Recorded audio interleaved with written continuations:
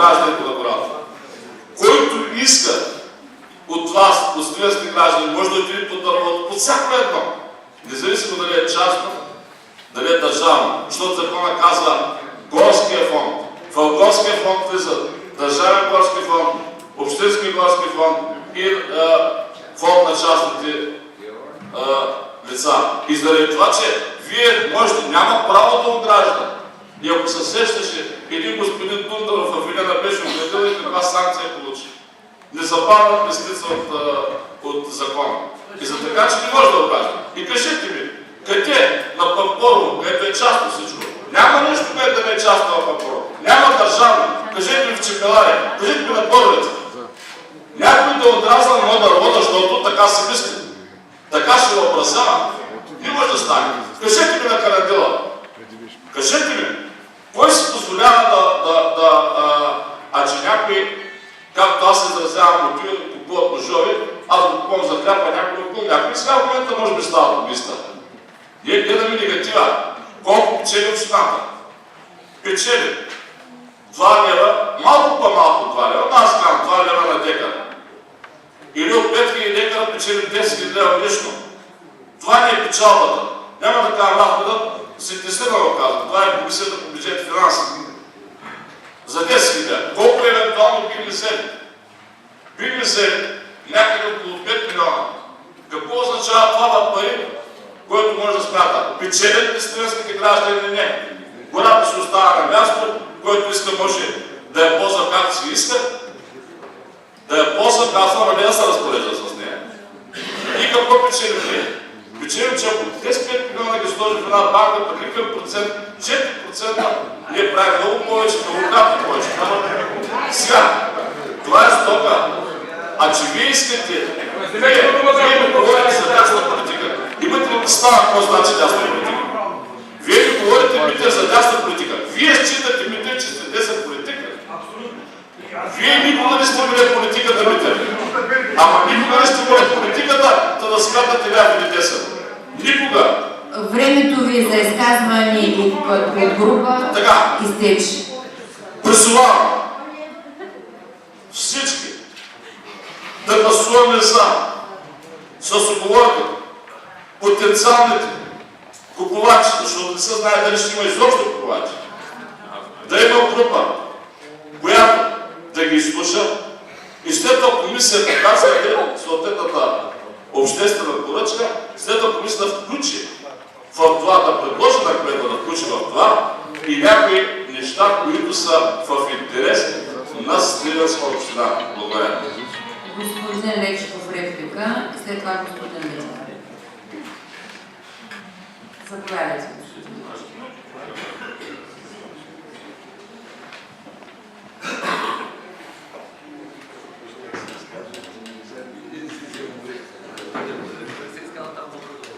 Господин Големанов трябваше да каже защо ще гласува за. Пак те споменам, да може евентуално да имаш дуплика. Колеги, няма да се заблуждаваме, да назоваваме нещата с истинските имена.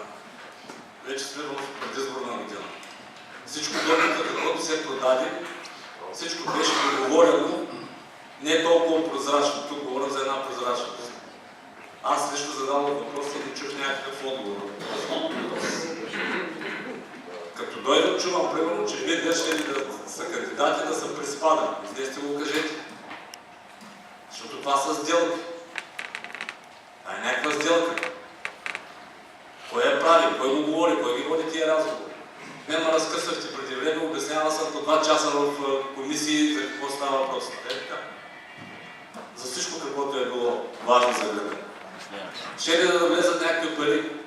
Те до сега също влизаха, обаче няма никаква яснота. Ние имаме вече 3-та година комисията на госпожа Василева. Ние една информация не сме получили като хората.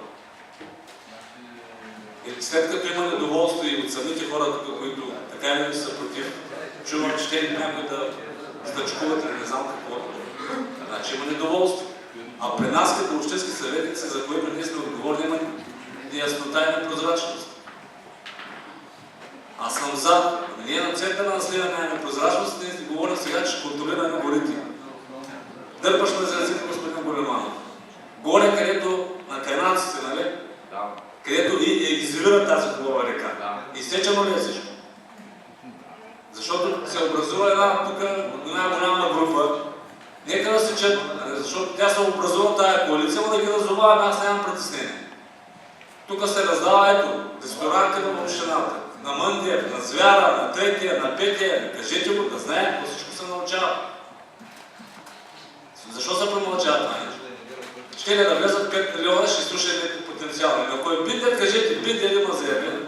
Нали, интерес, приспадам от тези задължения, които... Ама от четвърта година не може да се сплатите на Биндер.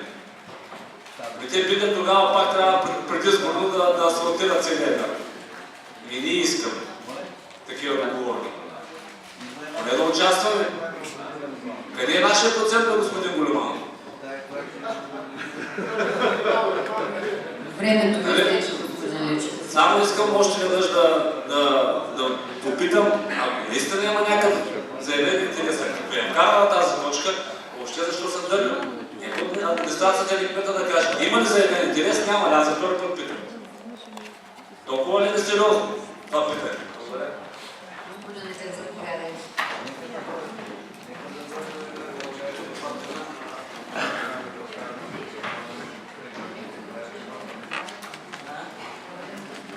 Уважаеми колеги, уважаеми господин Големанов, вашето мнение за моята особа отдавна не ме интересува. Вие не сте фактор, който влияе върху моето развитие. Така, искам само да ви кажа нещо. По-скоро да кажа на хората в залата, че вие искате да гласувате за. Окей, няма проблеми. Странно защо след като 4 пъти сте гласували по друг начин, сега и някой ви е убедил. Интересно кой е този някой, с какво ви е убедил. Вие казвате, че това общината не може да печели от тази гора, че може да се скъде само 10%, че има строг режим. Да, има строг режим, никой не спори. Да, министър на земеделието и храните Десислава Танева от град Сливен, която изключително много уважаваме, тя е наша гордост. Да, и вие трябва да бъдете според, че в този град има такъв министър. Да, Георги Костов е министър, който отговаря за горите и вие също го познавате. Но това няма нищо общо с темата. Темата е следната. Вие предлагате всички да гласуваме за и ако ви послушаме, няма да направим нищо.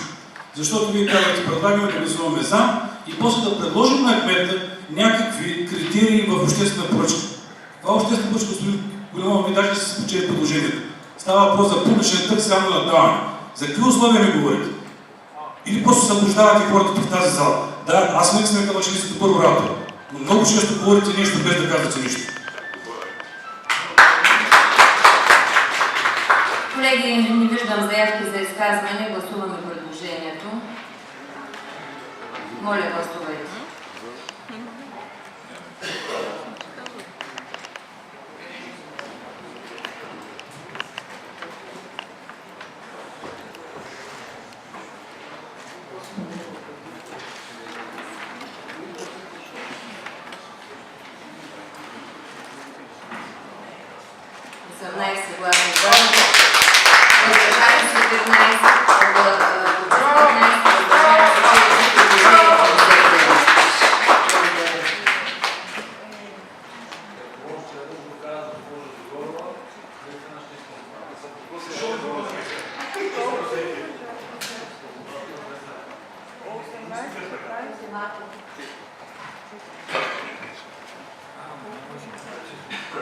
Точка 13. Продажба на имоти частна общинска собственост в квартал 684. Не виждам заявки за изказване. Моля да